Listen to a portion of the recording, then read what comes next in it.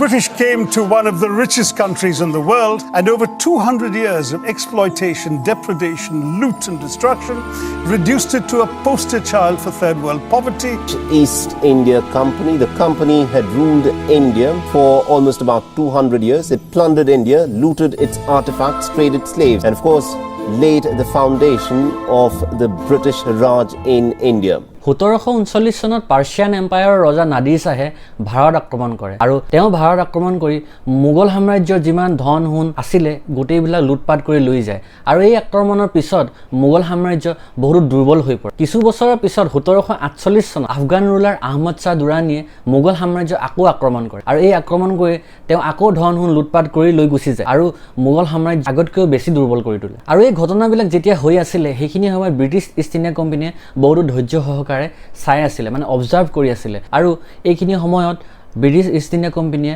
বহুতো নিউ টেকনলজিত নিজৰ পইচা ইনভেষ্ট কৰি যাতে তেওঁলোকে স্থানীয় শাসকসকলৰ বিৰুদ্ধে যুদ্ধ কৰিব পাৰে আৰু এই যুদ্ধত স্থানীয় শাসকসকলক পৰাস্ত কৰিব পাৰে আৰু ইয়াৰ লগতে ব্ৰিটিছ ইষ্ট ইণ্ডিয়া কোম্পানীয়ে সেই সময়ছোৱাৰ পৰাই ভাৰতীয় স্থানীয় লোকসকলকো প্ৰশিক্ষণ দিবলৈ আৰম্ভ কৰিলে মানে ট্ৰেইনিং দিবলৈ আৰম্ভ কৰিলে আৰু তেওঁলোকে নিজৰ আৰ্মিত ভাৰতীয় লোকসকলকো ৰিক্ৰুট কৰিব ধৰিলে আৰু British East India company recruit কৰা এই স্থানীয় ভাৰতীয়সকলকে চিপাহী বুলি কোৱা হৈছিলে 1717 চনত সেই সময় মোগল সম্ৰাট ফাৰুক চিয়াৰে এখন ৰাজকীয় আদেশ জাৰি কৰে যে ব্ৰিটিছ ইষ্ট ইণ্ডিয়া কোম্পানীয়ে বেংগলত বেপাৰ বাণিজ্য কৰোঁতে কোনো ধৰণৰ কৰ প্ৰদান কৰিব নালাগে দস্তক মানে হৈছে এইটো এটা ট্ৰেডিং লাইসেন্স দিয়া এইটো ব্ৰিটিছ ইষ্ট ইণ্ডিয়া কোম্পানীৰ বাবে এটা বহুত ডাঙৰ জয় আছিল কাৰণ তেওঁলোকে এই দস্তক সিস্টেমটো নিজৰ লাভৰ বাবে ব্যৱহাৰ কৰিছিল আৰু ইয়াৰ পিছতে বেংগলৰ পৰা মোগললৈ অহা ট্যাক্স বন্ধ হৈ গৈছিল আৰু ইয়াৰ লগতে মোগল সাম্ৰাজ্যৰ বিত্তীয় সমস্যা অধিক অৱনতি ঘটিছিল আৰু ইয়াৰ সুযোগ লৈয়ে সেই সময়ৰ বেংগলৰ গভৰ্ণৰ মুৰ্শিদ কুলি খানে বেংগলক মোগল সাম্ৰাজ্যৰ পৰা স্বাধীনতা ঘোষণা কৰিছিল আৰু তেওঁ বেংগলৰ নবাব বুলি নিজকে ঘোষণা কৰিছিল মুৰ্শিদ কুলি খানে নিজকে বেংগলৰ নবাব বুলি ঘোষণা কৰাৰ পিছতে তেওঁ ব্ৰিটিছ ইষ্ট ইণ্ডিয়া কোম্পানীক ডিমাণ্ড কৰে যে ব্ৰিটিছ ইষ্ট ইণ্ডিয়া কোম্পানী যিমান ট্যাক্স দিব লাগে গোটেইখিনি ট্যাক্স যাতে তেওঁক সোনকালে দিয়ে আৰু ইয়াৰ পিছতে ব্ৰিটিছ ইষ্ট ইণ্ডিয়া কোম্পানী আৰু নবাবৰ মাজত থকা সম্পৰ্ক বেয়া হৈ যায় 1756 চনত সিৰাজ উদ্দৌলা বেংগলৰ নতুন নবাব হয় তেওঁ বেংগলৰ নতুন নবাব হোৱাৰ লগে লগে সেই সময়ৰ ব্ৰিটিছ ইষ্ট ইণ্ডিয়া কোম্পানীৰ যোনটো ফৰ্ট উইলিয়াম তাত গৈ তেওঁ আক্ৰমণ কৰে বেংগলৰ নবাব সিৰাজ উদ্দৌলাই ব্ৰিটিছ ইষ্ট ইণ্ডিয়া কোম্পানীৰ বেছিভাগ বিষয়াক বন্দী বনাই ৰাখিছে 1756 চনৰ 20 জুনত সিৰাজ উদ্দৌলাই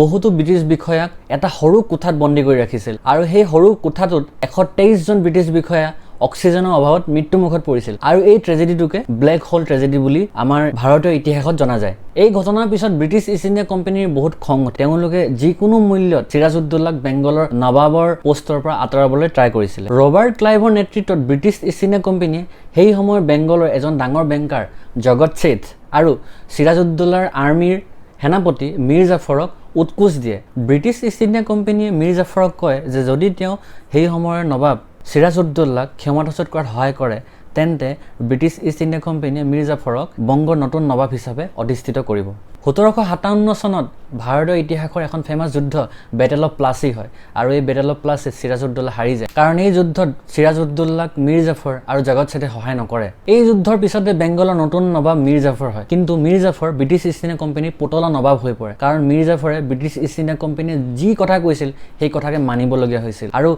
এই যুদ্ধখনক ভাৰতীয় ইতিহাসৰ এটা টাৰ্নিং পইণ্ট বুলি কোৱা হয় কাৰণ এই যুদ্ধৰ পিছতে British East India Company indirectly বেংগলৰ পলিটিকেল পাৱাৰ নিজৰ হাতলৈ লৈ আনিছিল কিছু সময় যোৱাৰ পিছত মীৰ জাফৰে ব্ৰিটিছ ইষ্ট ইণ্ডিয়া কোম্পানীৰ পুতলা নবাব হিচাপে কাম কৰিবলৈ অস্বীকাৰ কৰে ব্ৰিটিছ ইষ্ট ইণ্ডিয়া কোম্পানীয়ে ইয়াৰ পাছতে মীৰ জাফৰক নবাবৰ পদৰ পৰা আঁতৰাই মীৰ কাছিমক নতুন নবাব হিচাপে অধিষ্ঠিত কৰে কিন্তু কিছু সময় পিছত মীৰ কাছিমো ঠিক মীৰ জাফৰৰ দৰেই ব্ৰিটিছ ইষ্ট ইণ্ডিয়া কোম্পানীৰ পুতলা নবাব হিচাপে কাম কৰিবলৈ অস্বীকাৰ কৰে ইয়াৰ পিছত আকৌ মীৰ কাছিমক বেংগলৰ নবাবৰ পদৰ পৰা আঁতৰাই মীৰ জাফৰক নতুনকৈ বেংগলৰ নবাব হিচাপে নিৰ্বাচিত কৰা হয় মীৰ কাছিম বেংগলৰ পৰা পলাই গুচি যায় আৰু তেওঁ পলাই গৈ সেই সময়ৰ অবধৰ নবাব সুজা উদ্দৌলা আৰু মোগল সম্ৰাট শ্বাহ আলম টুৰ লগত লগ হৈ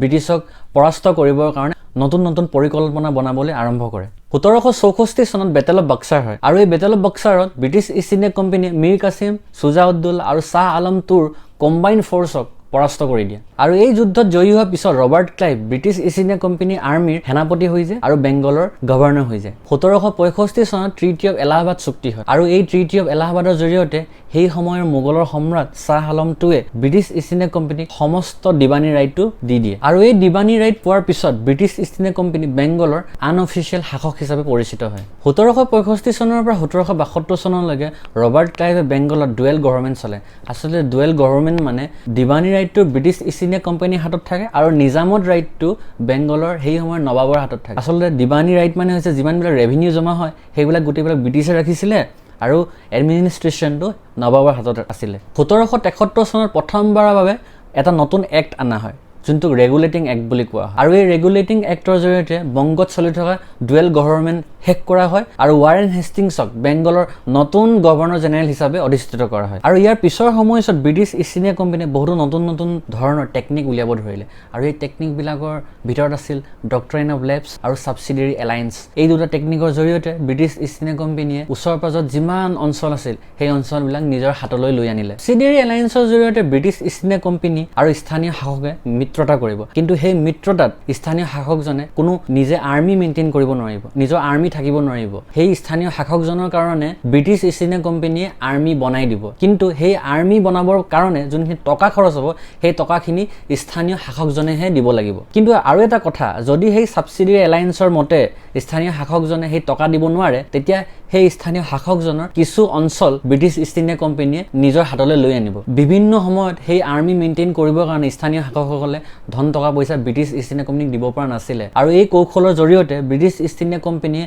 বহুত অঞ্চল নিজৰ কণ্ট্ৰললৈ লৈ আনিছিলে আৰু এই ছাবচিডিয়াৰী এলায়েন্সৰ জৰিয়তে যোনবিলাক অঞ্চল ব্ৰিটিছৰ হাতলৈ আহিছিল সেই অঞ্চলবিলাকক পৰৱৰ্তী সময়ত প্ৰিন্সলি ষ্টেটছ অফ ইণ্ডিয়া বুলি কোৱা হৈছিল 1798 চনৰ হায়দৰাবাদ প্ৰথমখন ৰাজ্য হিচাপে পৰিগণিত হয় যোনে ব্ৰিটিছৰ লগত ছাবচিডিয়াৰী এলায়েন্স কৰে 1818 চনলৈকে ব্ৰিটিছ ইষ্ট ইণ্ডিয়া কোম্পানী ভাৰতীয় উপমহাদেশৰ এটা ডাঙৰ শক্তি হিচাপে পৰিগণিত হয় কাৰণ 70% জনসংখ্যা আৰু 2/3 ভূমি ব্ৰিটিছ ইষ্ট ইণ্ডিয়া কোম্পানীৰ কণ্ট্ৰললৈ গুচি গৈছিল 1848 চনৰ পৰা 1856 চনলৈকে সেই সময়ৰ বেংগলৰ গভৰ্ণৰ জেনেৰেল লৰ্ড ডেলহাউজিয়ে ডক্ট্ৰাইন অফ লেপছ কৌশল ব্যৱহাৰ কৰি বহুতো অঞ্চল ব্ৰিটিছ ইষ্ট ইণ্ডিয়া কোম্পানীৰ কণ্ট্ৰললৈ লৈ আহিছিল আচলতে ডক্ট্ৰাইন অফ লেপছৰ মতে যদি কোনো স্থানীয় শাসকৰ ল'ৰা উত্তৰাধিকাৰী নাথাকে তেতিয়া সেই ৰাজ্যখন ব্ৰিটিছ ইষ্ট ইণ্ডিয়া কোম্পানীৰ হাতলৈ গুচি যাব আৰু এই ডক্ট্ৰাইন অফ লেপছৰ জৰিয়তে ব্ৰিটিছ ইষ্ট ইণ্ডিয়া কোম্পানীয়ে 1848 চনত সাতাৰা 1852 চনত উদয়পুৰ 1853 চনত নাগপুৰ 1854 চনত ঝান্সী আৰু 1856 চনত আৱাজক